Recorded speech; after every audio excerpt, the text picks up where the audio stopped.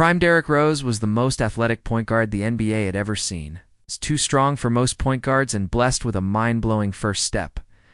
Rose could explode and fly through the air like he had springs in his legs, seemingly bending the laws of physics night after night. For 3.5 years, he was the most electrifying player in the league, delivering some of the most disrespectful dunks fans had ever witnessed. Then came the first game of the 2012 playoffs. Rose fell to the floor of the United Center, clutching his knee, his face twisted in agony. In that moment, the version of Derrick Rose the world had come to know was gone. While he continued to play for another 12 years and produced some unforgettable moments, like his playoff game winner against Cleveland or the emotional 50-point performance for the Timberwolves, he was never quite the same. That fateful injury marked the end of what could have been one of the greatest careers in NBA history.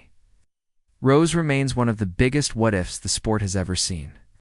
Had he stayed healthy, he likely would have gone down as one of the top 5 point guards of all time. The number 1 pick in the 2008 NBA draft will be made by the Chicago Bulls. 2008. The Chicago Bulls had only a 1.7% chance of getting the number 1 pick in the draft. But luck was on their side, and they landed their hometown hero.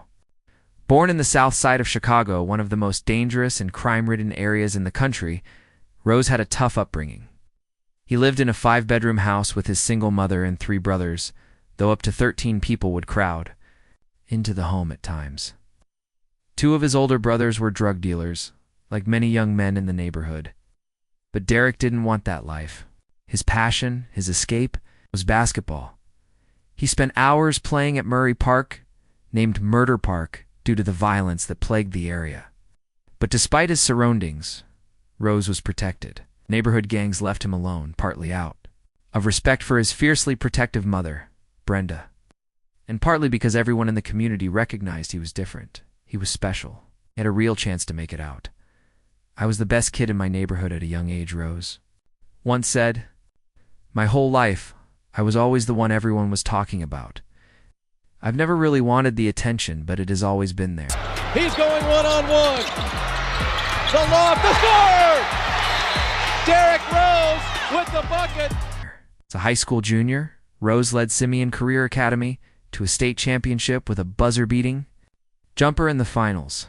He followed that up in his senior season with another state title, averaging 25 points, 9 assists, 9 rebounds, and 3.5 steals per game. Finished his high school career with a remarkable record of 120 wins and just 12 losses. Top college programs across the country pursued him, but Rose chose the University of Memphis.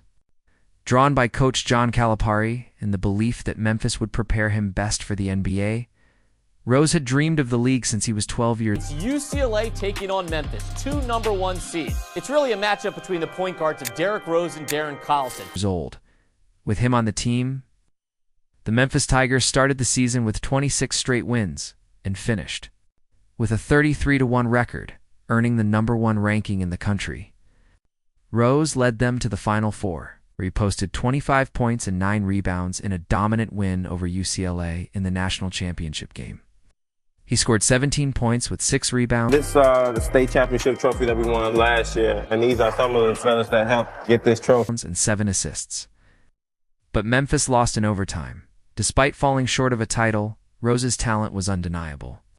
He had won 92% of the games he played in both high. The SAT board themselves, like they do an independent investigation. They conclude that the handwriting on the SAT does not match up with Derrick Rose. High school and college.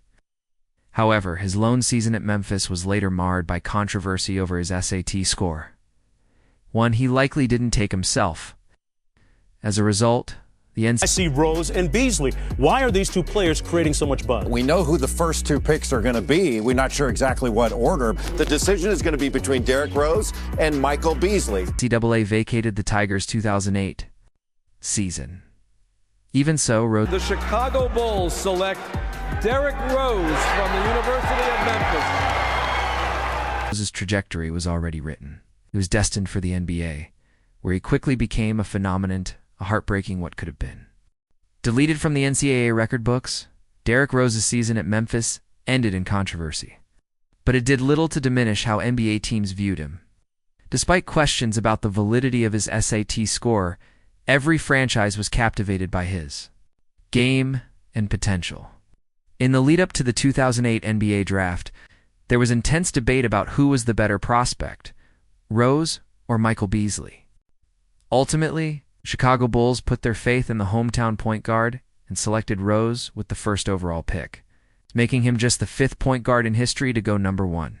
It didn't take long to see that. Chicago had made the right decision. From the moment the season tipped off, Rose played with fearlessness and confidence. The pressure of being the top pick didn't faze him. His speed was unmatched by any point guard in the league, and when he found even the slightest gap, he would explode to the rim for a thunderous dunk. Even when the path was blocked, Rose showcased a rare ability to finish through contact, twisting and adjusting in midair in ways few players ever could. This wasn't new to him. It was a skill forged on the unforgiving blacktops of Murray Park, where there were no referees and fouls went uncalled. When we used to play in the park, there were no fouls, Rose once explained. That's why. I shoot the crazy shots I do because I knew I was going to get fouled, but I still had to make the shot. Rose averaged 16.8 points, 6.3 assists, and 3.9 rebounds per game in his rookie season, leading a mediocre Bulls team to the playoffs and nearly unanimously winning Rookie of the Year in the opening round against the defending champion Boston Celtics and their Big Three. Rose didn't hesitate. In Game 1, he erupted for 36 points, tying Kareem Abdul-Jabbar's record for most points in a playoff debut by a rookie. Although the Celtics were heavily favored and eventually won the series in 7 games, Rose and the Bulls made it a fight arguably. The most electrifying series of the postseason. What made Rose special wasn't just the numbers, though. He improved in the playoffs. Averaging 26 points and 6 assists on 49% shooting, it was his resilience and fearless nature. Every time he drove to the basket, he carried that same grit he learned in Chicago's parks. You could foul him hard, knock him to the ground 100 times. He would get up 101, dust himself off, and come right back at you. This relentless drive and mental toughness quickly pushed him into Spursterd. By the start of the 2010 season, Rose had fully taken the reins. We're excited to have him as the leader of our basketball team and want to welcome Tom. In Chicago, he became the clear leader of the team, giving Bulls fans a sense of hope and pride they hadn't felt since the days of Michael Jordan.